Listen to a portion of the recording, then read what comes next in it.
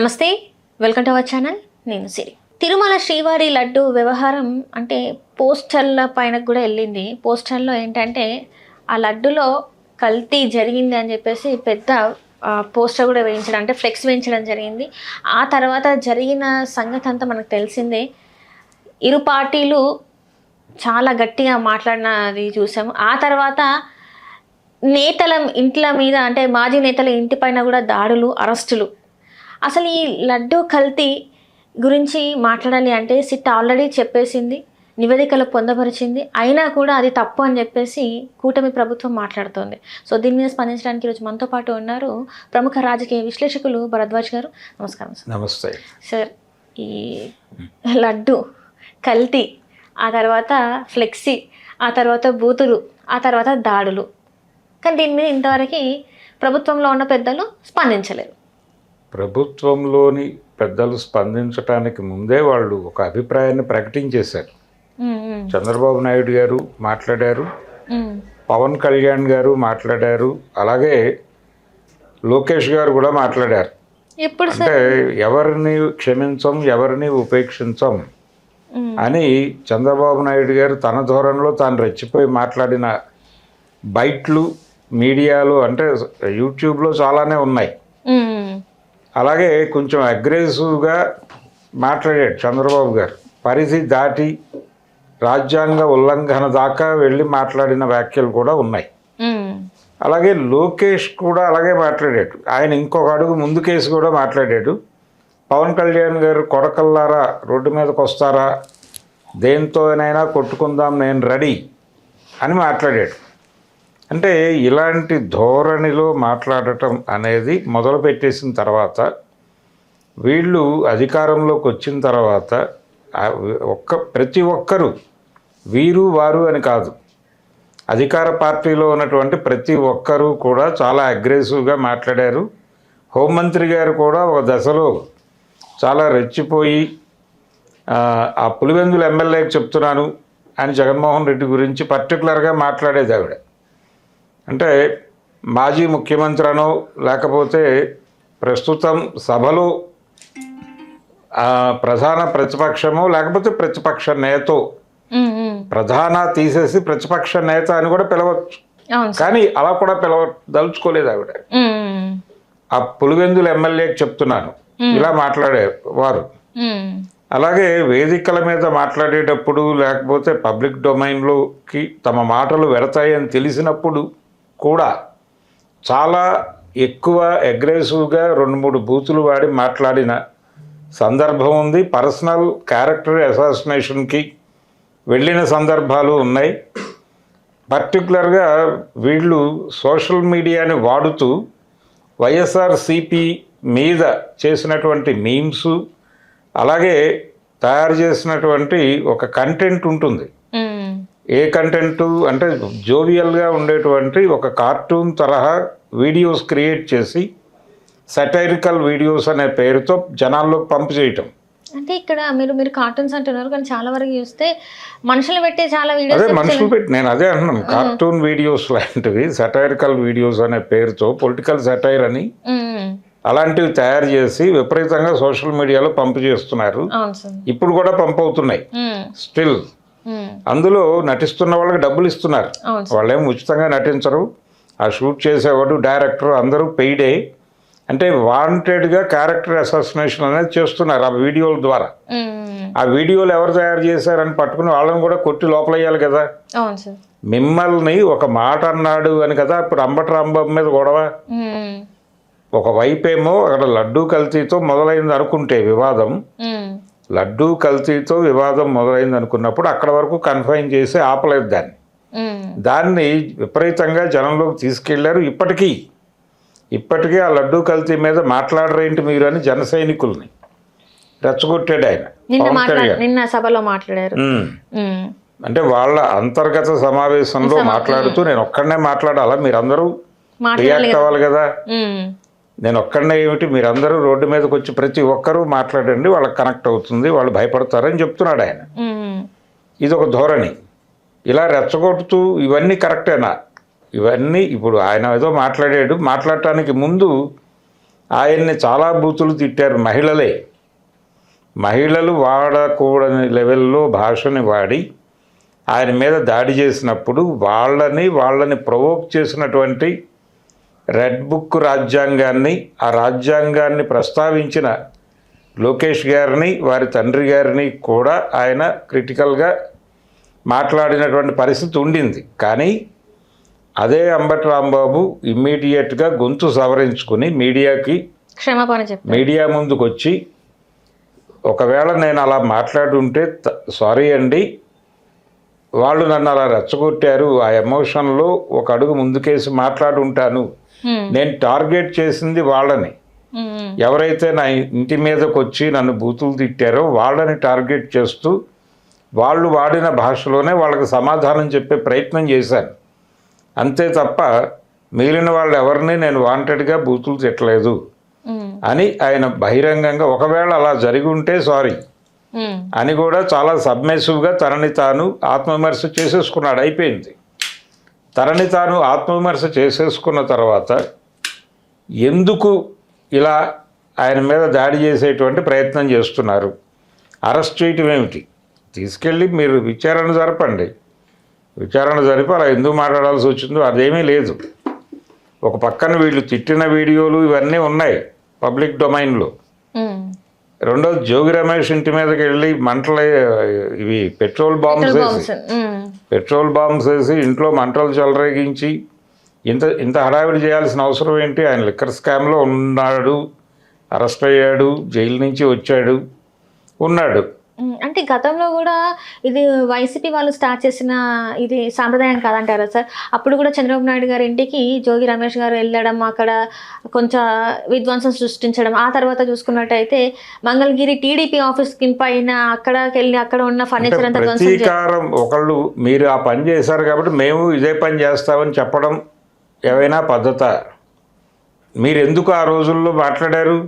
Okay, YCP చేసింది, పట్టాభి గారు మాట్లాడారు, పట్టాభి గారు చలరైపోయి మాట్లాడాడుగా మొన్న, ఒక మాట వదిలేశాడు కదా. ఏది రకరకాలుగా మాట్లాడాడు ఆయన, చాలా బూతులు మాట్లాడాడు. అవన్నీ మాట్లాడటం సబబా అనే ప్రశ్నలోకి వెళ్తే, మీరు మాట్లాడారు కాబట్టి మేము మాట్లాడతాము, మీరు దాడులు చేశారు కాబట్టి మేము దాడులు చేస్తాము అంటే మీరెందుకు అప్పుడు మీరు ఏ విలువలు ప్రతిపాదిస్తారని మీ వైపు నిలబడాలి జనాలు? మీరు వాళ్ళు ఒకే పద్ధతిలో వెళ్తున్నప్పుడు, అంటే ఇక్కడ ఎలా జారైందంటే పరిస్థితి, ఏవండి అసెంబ్లీలో మామూలు ప్రశ్న అడిగినా సరే, ఏవండి బలానా ఊరు నుంచి బలానా ఊరికి కనెక్టివ్ రోడ్డు బాగాలేదు కాబట్టి ఆ రోడ్డు రిపేర్ చేయిస్తే బాగుంటుంది, జనాలు సఫర్ అవుతున్నారు అని ఒక ఎమ్మెల్యే చెప్తాడు. చెబితే దానికి సమాధానం మంత్రి గారు ఏం చెప్పాలి? ఆ పరిస్థితిని ఒకసారి గమనిస్తామండి, తప్పకుండా మా పరిధిలో ఉండుంటే గనక, అంటే ఆ రోడ్డు మా పరిధిలో ఉంటే డెఫినెట్గా రిపేర్ చేయిస్తాం, ప్రజలు బాధలు పడితే మీకే కాదు మాకు ఇబ్బందే అని చెప్పాలి. కానీ అలా చెప్పరు. ఏమని చెప్తారంటే, మొన్నటిదాకా మీరేగా అధికారంలో ఉంది, అప్పుడు ఏం చేశారు, ఇప్పుడు మాట్లాడుతున్నావు అంటాడు. బల్లలు కొడతారు అందరూ, అయిపోతుంది అక్కడికి. అంటే ఆయన అడిగిన రోడ్డు బాగాలేదనే ప్రశ్నకి ఇదా సమాధానం? అంతే కాదు కదా. బాగుపరుస్తాము, లేకపోతే మేము చేస్తాము, లేకపోతే మాకు నిధులు వచ్చినాక ఏదో ఒకటి దాన్ని ఏదంటే దాన్ని చూసుకొని చేస్తామని చెప్పచ్చు. అలాంటిది ఏం చెప్పకుండా అక్కడ ఉన్న బలాన్ని ఉన్నప్పుడు ఏం చేసావు, నువ్వు అధికారంలో ఉన్నప్పుడు ఏం చేసావో చెప్పు, ఇది సమాధానంగా చెప్తున్నారు. అదే ధోరణిలో మీరు కొట్టారు కాబట్టి మేము కొడతాం, మీరు మా పార్టీ ఆఫీస్ మీద దాడి చేశారు కాబట్టి మేము దాడి చేస్తాం, అప్పుడు మీరు రఘురామకృష్ణరాజుని అరెస్ట్ చేశారు కాబట్టి మేము అంబటి రాంబాబుని అరెస్ట్ చేస్తాం. ఇప్పుడు పరిస్థితి ఎలా జారైందంటే, రఘురామకృష్ణరాజును కొట్టారు కాబట్టి నన్ను కూడా కొట్టారని చెప్తున్నాడు ఆయన, అంబటి రాంబాబు. నా కాళ్ళ మీదే కొట్టారని చెప్తున్నాడు ఆయన.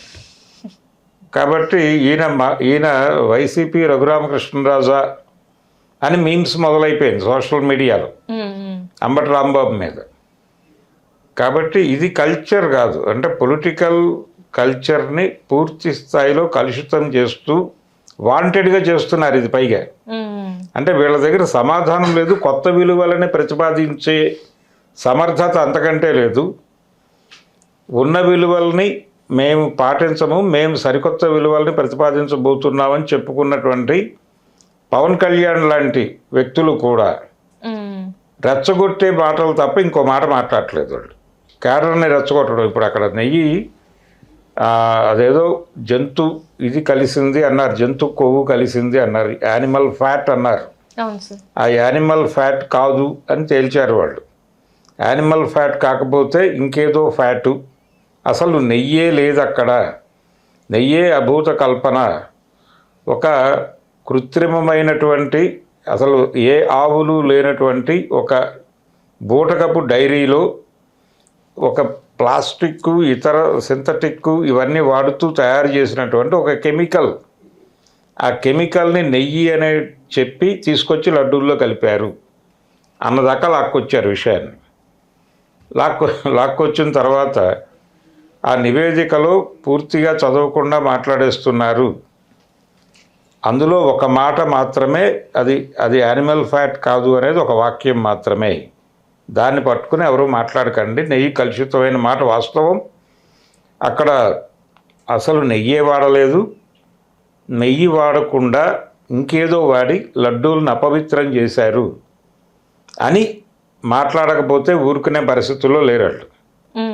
ఇప్పుడు అదే రోడ్ల మీదకి వెళ్ళి మాట్లాడండి అని క్యాడర్ని రెచ్చగొడుతున్నాడు ఆయన.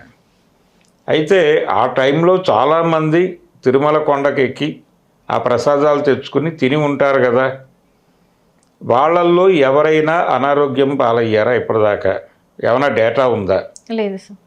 ఎంతమంది లడ్డూలు తిని ఇబ్బందుల పాలయ్యారు, లేకపోతే ఇంకేదైనా వాళ్ళని అంటే మరణం దాకా వెళ్ళినటువంటి కేసులు ఏవైనా ఉన్నాయా అనేవి ఎక్కడైనా నమోదయ్యాయా? పోనీ అసలు అది అంటే మనకి గతంలో రబ్బర్ బియ్యం అనే ఒక ప్రచారం జరిగింది. రబ్బరుతో బియ్యం తయారు చేసి అమ్మటం కన్నా కూడా ఈ బియ్యమే దానిలో 3వ వంతు ధరకు వస్తాయని తేల్చేశారు కదా ఫైనల్గా. కాబట్టి ఈ సింథటిక్ నెయ్యి తయారీ కంటే కూడా మామూలు నెయ్యి తక్కువ ధరకు వచ్చే పరిస్థితి ఉన్నప్పుడు ఎందుకు జగన్మోహన్ రెడ్డి గారు అంత డబ్బులు ఖర్చు పెట్టి సింథటిక్ నెయ్యి తయారు చేయించాలి? ఆ కృత్రిమమైనటువంటి డైరీ అని చెప్తున్నారు మీరు, బోలే బాబా డైరీ, అది క్లోజ్ చేయించిన చరిత్ర ఏమైనా ఉందా? అంటే పేరు మార్చేసి వీళ్ళు అదే చేస్తున్నారు. అదే ఏదైతే ట్యాంకులు వెనక్కి వెళ్ళినాయో మళ్ళీ అదే ట్యాంకులో వచ్చిన నెయ్యిని మళ్ళీ వాడుతున్నారు. మరి వీళ్ళ హయాంలోనే ఇదంతా జరిగింది. దీని గురించి ఇంతవరకు ఎవరు మాట్లాడట్లేదు, అందులో ఉన్న వాళ్ళు ఎవరు మాట్లాడట్లేదు. బోలే బాబా దీన్ని ఏమైనా చేశారా? లేదు. దాని మీద ఏమైనా చర్యలు ఉన్నాయా? లేదు. అటువంటిది ఏమీ లేనప్పుడు కేవలం ఇక్కడ వరకే కన్ఫైన్ చేసి వీళ్ళ మీద మాత్రమే దాడి చేయటం వెనకాల ప్రోగ్రామ్ ఏమిటంటే వీళ్ళకు ఒక అడ్వాంటేజ్ ఉంది, వెసులుబాటు ఉంది. వైసీపీ మీద దాడి చేయటానికి వాళ్ళు హిందూ నమ్మకస్తులు కాదు అని చెప్పడానికి ఒక లింక్ ఉంది వాళ్ళకి. జగన్మోహన్ రెడ్డి క్రైస్తవ మతానుయాయి అనే ఒక వెసులుబాటు చూసుకుని చెలరేగబోతున్నారు పవన్ కళ్యాణ్ గారు, చంద్రబాబు గారు, లోకేష్ గారు. వీళ్ళ ముగ్గురు ఆ ఏరియాలో కార్నర్ చేసే ప్రయత్నం చేయటం అనేది ఆంధ్రప్రదేశ్లో మైనారిటీలను కలవరపరుస్తున్నటువంటి విషయం. అంటే హిందూ మతం అనే పేరుతో వీళ్ళు మైనారిటీల మీద జరుపుతున్న దాడి అది. లడ్డూ వివాదం, మైనారిటీలు రోడ్డు మీదకి వచ్చి మీరు నోటికొచ్చినట్టు మాట్లాడకండి, పరిపాలనలో ఒక మైనారిటీ ఉంటే ఇలా దాడి చేయటం అనేది పద్ధత, ఇది సెక్యులరిజమా అని కనుక నోరు తెరిచి గొడవ పడితే అప్పుడు నోరు మూస్తారు తప్ప అప్పటి వరకు వీళ్ళు ఇలాగే పేలుతారు. కాబట్టి అదొక దుర్మార్గపు, అదొక anti secularistic, anti constitutional argument. ఏది ఆ నెయ్యి గొడవ, అది పవన్ కళ్యాణ్ గారు రేపినా, చంద్రబాబు రేపినా, ఎవరు రేపినా దాన్ని కొనసాగింపుగా ప్రతిపక్ష పార్టీల నాయకుల మీద దాడులు చేసి వాళ్ళ ఇళ్ళని తగలబెట్టి అరెస్టులు చేసి కేసులు పెట్టి వాళ్ళని తీసుకెళ్ళి లోపల పెట్టి వాళ్ళు ఆ భాష వాడారు కాబట్టి మేము అరెస్ట్ చేస్తాము అంటే మీరు కూడా అదే భాష మాట్లాడుతూ ఉన్నారు. ఇప్పటికీ మీరు అధికారంలో లేనప్పుడు అదే భాష మాట్లాడారు, మీరేమీ తక్కువ భాష మాట్లాడలేదు. మీరు కూడా ఈ స్థాయి భాషే మాట్లాడారు, ఈ స్థాయి భాష మాట్లాడేది మీ మీద కేసులు పెట్టలేదు వాళ్ళు, కానీ మీరు పెట్టేస్తున్నారు. అంటే మీరు ఒక అడుగు ముందుకేసినట్టుగా భావించాలి. రెండోది, అవతల వాళ్ళు తప్పు చేశారు అని మాట్లాడే హక్కు మీకు ఎప్పుడు వస్తుందంటే మీరు వాళ్ళకంటే ప్రత్యామ్నాయంగా లేకపోతే వాళ్ళకంటే డిఫరెంట్గా ఒక కొత్త విలువల్ని సమాజంలో ప్రవేశపెట్టినప్పుడు, వాళ్ళకి మీరు భిన్నంగా కనిపించినప్పుడు మీకు ఒక స్పెషల్ ఎంటిటీ ఉంటుంది. మీరు వాళ్ళకంటే అధ్వాన్నంగా వాళ్ళకంటే దుర్మార్గంగా ప్రవర్తించి వాళ్ళకంటే మేము గొప్పవాళ్ళము అని చెప్పుకునే ప్రయత్నం చేయటం, అంటే పగ తీర్చుకోవటం కోసం పదవుల్ని వాడుకోవటం అనేది కూడా రాజ్యాంగ ఉల్లంఘనే. అది వాళ్ళకి అర్థం కావట్లేదు. అందుకని చాలా దుర్మార్గమైనటువంటి రాజ్యం నడుస్తోంది కూటమి ఆధ్వర్యంలో. ఆంధ్రప్రదేశ్లో ఎవరి మీద ఏ క్షణంలో ఏ రూపంలో దాడి జరుగుతుందో తెలియనటువంటి ఒక పరిస్థితి ఉంది. శాంతి భద్రతల పరిస్థితి చాలా దారుణంగా ఉంది. శాంతి భద్రతల పరిస్థితి గురించి హోంమంత్రి గారిని అడిగితే ఆవిడకి ఏం తెలుసో తెలియదు. ఆవిడ సీరియస్గా ఏ సమాధానం చెప్పాలో తెలియనటువంటి పరిస్థితుల్లో ఒక అటాకింగ్ స్టేట్మెంట్ మాత్రమే ఇస్తున్నారు. అలా కాదు, పరిస్థితిని గమనించి పద్ధతిగా చేయాలంటే పోలీసులు కూడా అధికారంలో ఎవరుంటే వాళ్ళ తరఫున మాట్లాడటము, వాళ్ళ తరఫున నిలబడటమే తమ బాధ్యతగా భావిస్తున్నారు తప్ప వాళ్ళకు కూడా ఒక విచక్షణ ఉండాలని రాజ్యాంగంలో ఉంది. వాళ్ళు ఆ విచక్షణను వదిలిపెట్టి ప్రవర్తించడం కూడా ఉల్లంఘనే. అది వాళ్ళకి అర్థం కావట్లేదు. ఇప్పుడేదో చంద్రబాబు గారు అధికారంలో ఉన్నారు కాబట్టి ఇలా, రేపొద్దున జగన్మోహన్ రెడ్డి గారు వస్తే చంద్రబాబు పట్ల వీళ్ళు ఇంకోలా ప్రవర్తించడం కాదు. వీళ్ళకంటూ ఒక మాన్యువల్ ఉంటుంది. ఆ మాన్యువల్ ప్రకారం యాక్ట్ చేయాలి. ఆ మాన్యువల్ ప్రకారం లేకపోతే ఎవరినైనా క్వశ్చన్ చేయొచ్చు, ఎవరినైనా తీసుకెళ్ళి లోపలేయచ్చు. అది ఈవెన్ ముఖ్యమంత్రి అయినా సరే ఒక యాంటీ కాన్స్టిట్యూషనల్ డైరెక్షన్ ఇస్తే అది తిరస్కరించే హక్కు వాళ్ళకు ఉంది. దాన్ని వదిలిపెట్టేసి సరెండర్ పాలసీలో వాళ్ళ మెప్పు మెహర్బానీ కోసం ఏం చేయడానికైనా సిద్ధపడిపోయి ఆ జోగి రమేష్ ఇంటి దగ్గర జరుగుతున్న దాడిలో వాళ్ళు ప్రేక్షక పాత్రే పోషించారు. ఎక్కడ కూడా అడ్డుకునే ప్రయత్నం చేయలేదు. వాళ్ళ గొడవ ఏదో అయిపోతుంది కదా, అయిపోయిన తర్వాత ఎలాగో కేసులు పెడతాం కదా, ఇక ఫర్దర్గా వాళ్ళు గొడవలు ఉండవు కదా, ఒకసారి కోపం తీరిపోయిన తర్వాత అన్నట్టుగా మాట్లాడుతున్నారు వాళ్ళు. కాబట్టి ఇవన్నీ చాలా దుర్మార్గమైనటువంటి వ్యవస్థ నడుస్తోంది ఆంధ్రప్రదేశ్లో. శాంతి భద్రతలు లేవు అక్కడ. అంటే ఎవరో డిమాండ్ చేశారు రాష్ట్రపతి పాలన పెట్టాలి అని, పేరుని నానియో ఎవరో, నిజమే అది. అంటే ఎంపీ వైసీపీ ఎంపీ మాట్లాడడం, అంటే అక్కడ సభలో మాట్లాడడం ఏంటంటే ఏపీలో ఇట్లా ఉండి పరిస్థితులు కాబట్టి ఇలాంటిది రాష్ట్రపతి పాలన పెట్టాలని చెప్పేసి మాట్లాడారు. అది నిజంగా సాధ్యమవుతుంది అంటారా సార్? మరి ఆ పరిస్థితి కల్పిస్తున్నారు మీరు. ఆ పరిస్థితి కూటమి ప్రభుత్వం కల్పిస్తోంది. ఎవరి మీద ఏ క్షణం దాడి జరుగుతుందో తెలియనటువంటి ఒక పరిస్థితి అక్కడ ఉంది. ఒక దుర్మార్గమైన వాతావరణం ఉంది అక్కడ. ఆ వాతావరణం ఉన్నప్పుడు ప్రజల్ని కాపాడటానికి ప్రభుత్వం కక్ష సాధింపు ధోరణిలోకి వెడితే, ఇక్కడ ఒకటి కక్ష సాధింపు, రాజకీయ కక్ష సాధింపు ధోరణి. ఆ కక్ష సాధించటానికి వాళ్ళు ఏ స్థాయికైనా దిగజారిపోయి మతాన్ని కూడా వాడేసుకునే ప్రయత్నం చేయటం, ఇవన్నీ తప్పులే. అతను మైనారిటీ కాబట్టి అతను డెఫినెట్గా ఇలా చేసి ఉంటాడని గ్రాంటెడ్గా తీసుకుని మాట్లాడటం, ఇది దుర్మార్గం. కాబట్టి ఈ దుర్మార్గాలన్నీ చూసి, అంటే ఇవన్నీ యాంటీ కాన్స్టిట్యూషనల్లే, ఇవన్నీ రాజ్యాంగ ఉల్లంఘనలే. కాబట్టి నిర్మోహమాటంగా నిర్లజ్జగా ఇంత రాజ్యాంగ ఉల్లంఘనకు పాల్పడుతున్న ప్రభుత్వాన్ని బర్తరఫ్ చేయటం తప్పేమీ కాదు. కాబట్టి రాష్ట్రపతి పాలన పెడితే కనీసంగా ఆలోచన అయినా వస్తుంది వాళ్ళకి. మనం అంటే ఇప్పుడు వాళ్ళని వదిలిపెట్టేస్తే చేసిన తప్పేంటో వాళ్ళకి అర్థం కాదు. అందుకని కొంచెం సీరియస్ చర్యలు ఉండాలి. అది కేంద్రాన్ని కోరారు వీళ్ళు. కేంద్రం పట్టించుకుంటుందని గ్యారంటీ లేదు, ఎందుకంటే కేంద్రంలో ఉన్నటువంటి ప్రభుత్వమే ఆంధ్రప్రదేశ్లో కూడా ఉంది కాబట్టి. Thank you so much sir. Thank you. Hello, Telugu రాజ్యం ఛానల్ చూస్తున్నారా? సామాజిక రాజకీయ జీవన చిత్రణే తెలుగు రాజ్యం. అతిశయోక్తులు అసత్యాలు ఉండవు. రాజకీయ కోణం కాదు, ప్రజా కోణమే కొలబద్ద.